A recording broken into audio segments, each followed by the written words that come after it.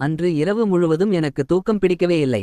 காரணம் என்னவென்று சொல்ல முடியவில்லை. மனசுக்கு கஷ்டமும் இல்லை, அளவுக்கு மிஞ்சிய இன்பமும் இல்லை. இந்த மாதிரி தூக்கம் பிடிக்காமல் இருக்க எல்லோரையும் போலத்தான் நானும். ஆனால் என்னுடைய தொழில் எல்லோருடையதும் போல் அல்ல.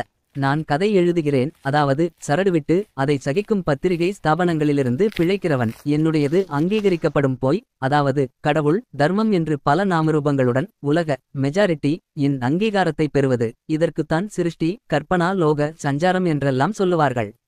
இந்த மாதிரியாக போய் சொல்லுகிறவர்களையே இரண்டாவது பிரம்மா என்பார்கள். இந்த நகல் பிரம்ம பரம்பரையில் நான் கடைக்குட்டி. இதை எல்லாம் நினைக்க பெருமையாகத்தான் இருக்கிறது. நாங்கள் உண்டாக்குவது போல் அந்த பிரமனின் கைவேலையும் பொய்தானா? நான் பொய்யா?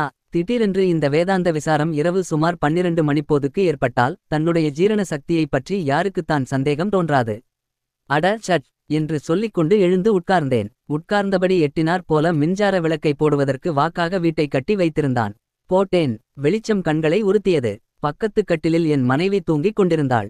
தூக்கத்தில் என்ன கனவோ? உதட்டு கோணத்தில் புன்சிரிப்பு கண்ணாம்பூச்சி விளையாடியது.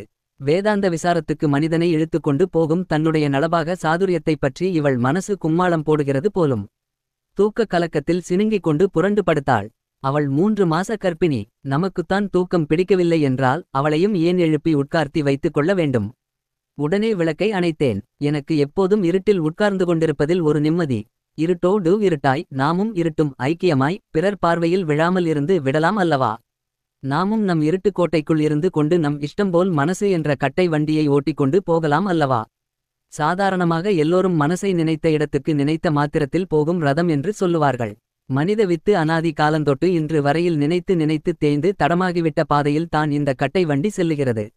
சக்கரம் உருண்டு உருண்டு பள்ளமாக்கிய பொடிமண் பாதையும் நடுமத்தியில் கால்கள் அவ்வளவாக பாவாத திரடுந்தான் உண்டு. ஒவ்வொரு சமயங்களில் சக்கரங்கள் தடம்புரண்டு திரடு ஏறி தொடக் என்று உள்ளே இருக்கிறவர்களுக்கு அதிர்ச்சி கொடுக்கிறதும் உண்டு. மற்றபடி சாதுவான ஆபத்தில்லாத மயிலைக்காளை பாதை. நினைவு சுகத்தில் இருட்டில் சிறிது அதிகமாக சுண்ணாம்பு தடவிவிட்டேன் போலும். நாக்கு சுருக்கென்று பொத்துக்கொண்டது. நான் அதை பொருட்படுத்துவதில்லை. இருட்டில் வெற்றிலை போடுவது என்றால், அதிலும் மனசை கயிற்றை முதுகில் போட்டு விட்டுத்தானே போகும்படி விட்டுவிடுவது என்றால், இந்த விபத்துக்களையெல்லாம் பொருட்படுத்தலாமா?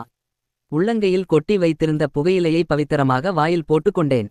சீ, என்ன நாற்றம்! ஒரேயடியாக பிணவாடை அல்லவா அடிக்கிறது. குமட்டல் எடுக்க புகையிலையின் கோளாரோ என்று ஜன்னல் பக்கமாகச் சென்று அப்படியே உமிழ்ந்து வாயை உரசி கொப்புளித்துவிட்டு வந்து படுக்கையின் மீது உட்கார்ந்தேன். துர்நாற்றம் தாங்க முடியவில்லை. உடல் அழுகி நாற்றம் எடுத்து போன பிணம் போல. என்னால் சகிக்க முடியவில்லை. எனக்கு புரியவில்லை. ஜன்னல் வழியாக நாற்றம் வருகிறதோ? ஊசி காற்று கூட இழையவில்லையே. கட்டிலை விட்டு எழுந்திருந்து ஜன்னலில் பக்கம் நடந்தேன். 2 அடி எடுத்து வைக்கவில்லை. நாற்றம் அடியோடு மறைந்துவிட்டன. என்ன அதிசயம்! திரும்பவும் கட்டிலுக்கு வந்தேன். மறுபடியும் நாற்றம். அதே துர்க்கந்தம். கட்டிலின் அடியில் ஏதேனும் செத்து கிடக்கிறதோ? விளக்கை ஏற்றினேன். கட்டிலடியில் தூசிதான் தும்மலை வருவித்தது. எழுந்து உடம்பை தட்டி கொண்டு நின்றேன். தும்மல் என் மனைவியை எழுப்பிவிட்டது. என்ன, இன்னுமா உங்களுக்கு உறக்கம் வரவில்லை? மணி என்ன என்று கொட்டாவி விட்டாள். மணி சரியாக 12 அடித்து 1 நிமிஷம் ஆயிற்று. என்ன அதிசயம்! நாற்றம் இப்பொழுது ஒருவித வாசனையாக மாறியது. ஊதுவத்தி வாசனை, அதுவும் மிகவும் மட்டமான ஊதுவத்தி, பிணத்துக்கு பக்கத்தில் ஏற்றி வைப்பது. உனக்கு இங்கே ஒரு மாதிரி வாசனை தெரியுதா என்று கேட்டேன். ஒன்னும் இல்லையே என்றாள். சற்று நேரம் மோந்து பார்த்துவிட்டு, ஏதோ லேசா ஊதுவத்தி மாதிரி வாசனை வருது. எங்காவது ஏற்றி வைத்திருப்பார்கள். எனக்கு உறக்கம் வருது. விளக்கை அணைத்துவிட்டு படுங்கள் என்றாள். விளக்கை அணைத்தேன். லேசாக வாசனை இருந்து கொண்டுதான் இருந்தது. ஜன்னலருகில் சென்று எட்டி பார்த்தேன். நட்சத்திர வெளிச்சந்தான். லேசாக வீட்டிலிருந்த ஜன்னல், வாசல், கதவுகள் எல்லாம் படபடவென்று அடித்துக்கொண்டன. ஒரு வினாடிதான். அப்புறம் நிச்சப்தம். பூகம்பமோ? நட்சத்திர வெளிச்சத்தில் பழந்தின்னி வௌவால் ஒன்று தன் அகன்ற தோல் சிறகுகளை விரித்துக்கொண்டு பறந்து சென்று எதிரில் உள்ள சோலைகளுக்கு அப்பால் மறைந்தது. துர்நாற்றமும் வாசனையும் அடியோடு மறைந்தன. நான் திரும்பி வந்து படுத்துக்கொண்டேன். நான் மறுநாள் விடியற்காலம் தூக்கம் கலைந்து எழுந்திருக்கும்போது காலை முற்பகலாகிவிட்டது. ஜன்னல் வழியாக விழுந்து கிடந்த தினசரி பத்திரிகையை எடுத்துக்கொண்டு வீட்டின் வெளிமுற்றத்துக்கு வந்து பிரம்பு நாட்காலியில் உட்கார்ந்தேன். கிரீச்சிட்டு ஆட்சேபித்துவிட்டு அது என்னைச் சுமந்தது. ராத்திரி பூராவும் தூங்காமே இவ்வளவு நேரம் கழித்து எழுந்ததும் அல்லாமல் இப்படி வந்து உட்கார்ந்து கொண்டால் காப்பி என்னத்துக்கு ஆகும் என்று என் சகதர்மினி பின்பக்கமாக வந்து நின்று உருக்கினாள். ஐக்கிய நாடுகளின் ஜரூர் மிகுந்த எதிர் தாக்குதல்கள் தங்குதடையில்லாமல் முன்னேறி வருவதில் அகப்பட்டு கொண்ட ஜனநாயகத்திலும் உலக சமாதானத்திலும் உறுதி பிறழாத நம்பிக்கை கொண்ட எனக்கு சற்று சிரமமாகத்தான் இருந்தது. அது உன் சமையல் விமரிசையால் வந்த வினை என்று ஒரு பாரிச தாக்குதல் நடத்திவிட்டு எழுந்தேன்.